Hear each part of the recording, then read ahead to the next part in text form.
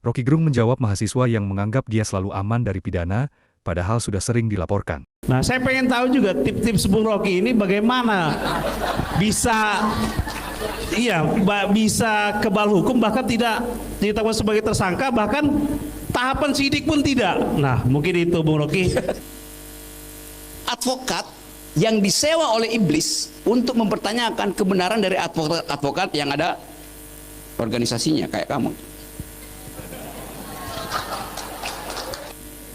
Di dalam hukum prinsipnya niat baik tidak perlu diuji, niat buruk harus dibuktikan, right?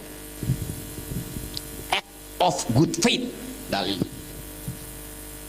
Di dalam hukum ada prinsip bahwa seseorang tidak boleh diduga bersalah sebelum diputuskan bersalah. Tetapi dalil itu, dalil praduga tak bersalah, itu dalilnya hakim, bukan dalil saya. Saya boleh tuduh orang bersalah. Polisi punya hak untuk menuduh orang bersalah. Bayangin kalau polisi punya ikuti prinsip itu, presumption of innocence, ya nggak ada maling dong, nggak bisa dituduh. Jadi kita juga mesti ngajarin advokat ini untuk paham bahwa yang pertama, hukum kita itu masih berbasis pada fondasi filsafat positivistik. Apa itu positivistik?